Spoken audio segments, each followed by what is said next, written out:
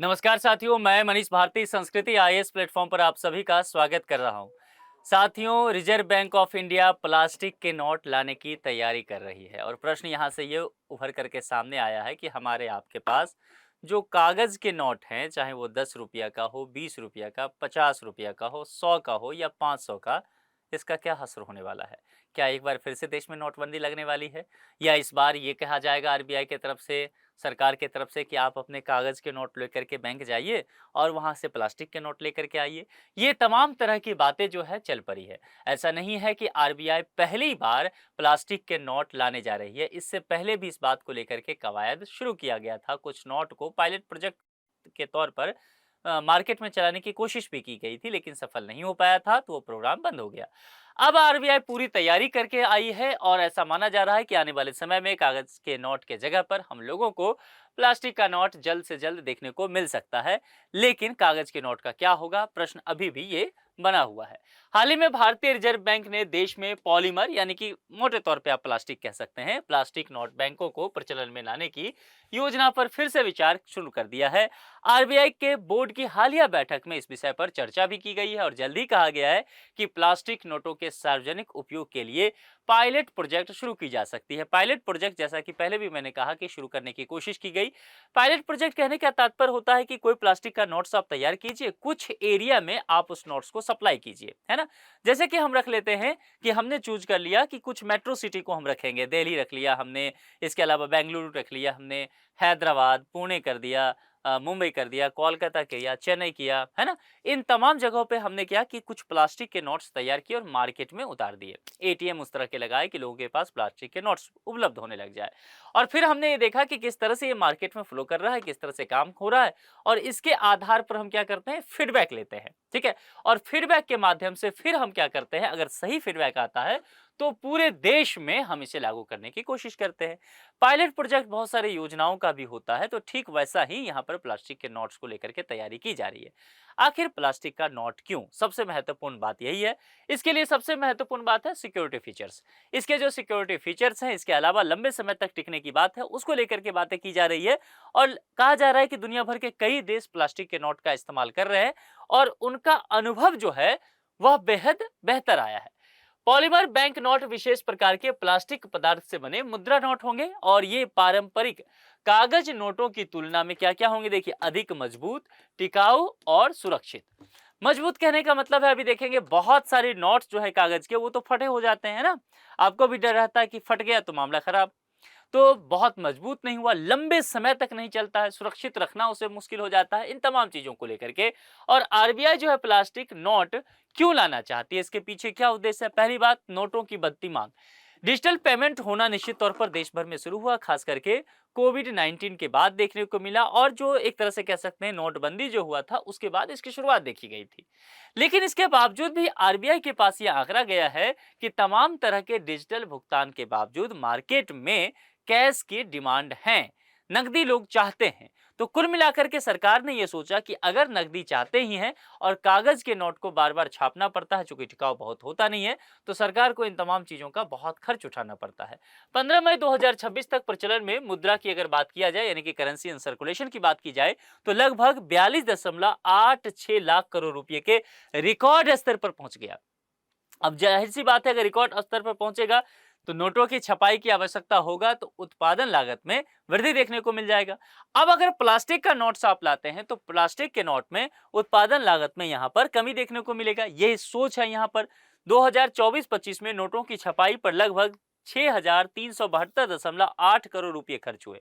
Polymer नोटों की लंबी आयु के कारण बार बार छपाई की आवश्यकता नहीं होगी, तो ये जो प्राइस है, लागत मूल्य जो है छपाई में, वो गिरेगा।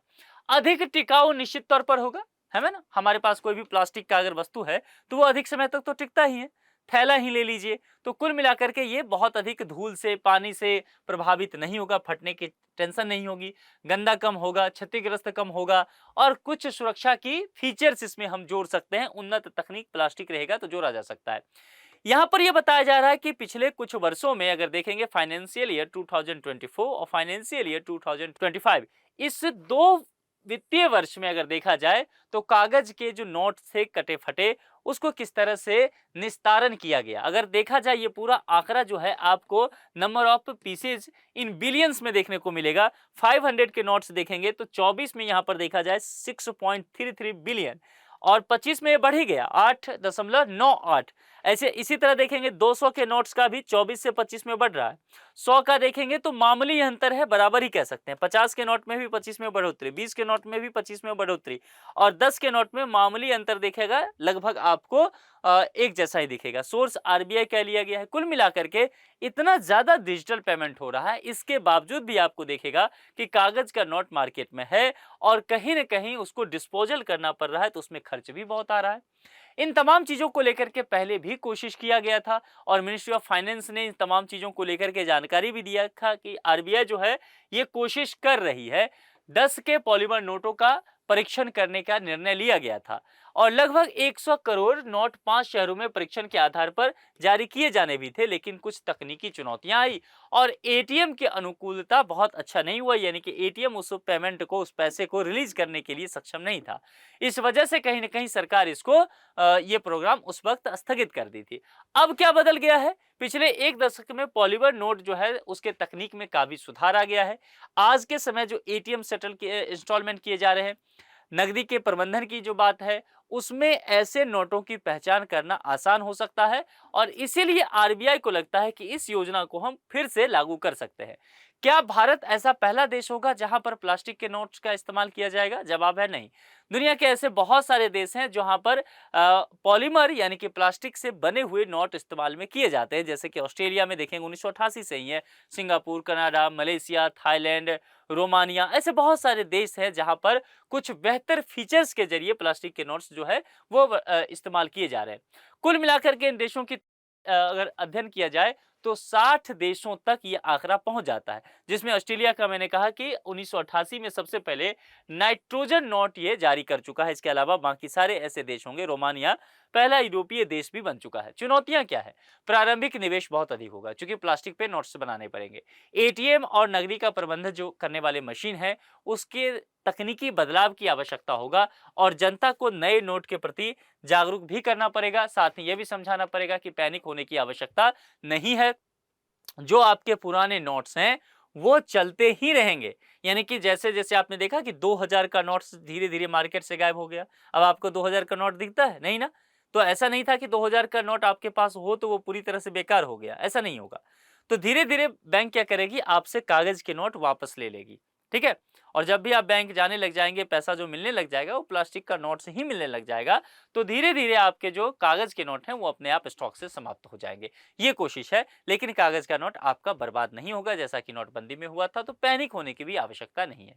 कुल मिलाकर के अगर देखा जाए तो आरबीआई और भारत सरकार इस बात को लेकर के प्रतिबद्ध दिख रही है कि भारत में जो मुद्रा प्रणाली है उसको अधिक टिकाऊ बनाना है, सुरक्षित बनाना है, लागत प्रभावी बनाना है। और यह प्लान यदि सफल होता है तो भारतीय मुद्रा प्रबंधन में एक बहुत बड़ा सुधार देखने को मिल सकता है। नकदी का जिस तरह से उपयोग बढ़ रहा है, नोटों के रखरखाव में चुनौती होती जा रही है, इन तमाम चीजों से इससे निपटा जा सकता है और भारत के लिए अगर देखा जाए आर्थिक दृष्टिकोण से भी ये बेहतर होने वाला है। एक प्रश्न आपके लिए जिसका जवाब आप कमेंट बॉक्स में लिख करके देंगे। साथियों, क्या आप बताइए कि आपको लगता है कि सरकार को प्लास्टिक का नोट्स लाना चाहिए या कागज के नोट्स को ही कंटिन्यू रखना चाहिए? आपके जो भी विचार हैं तर्क के साथ लिख करके जरूर बताएं। आज के लिए इतना है। जुड़ने के लिए आप सभी का बहुत बहुत शुक्रिया। Thank you so much.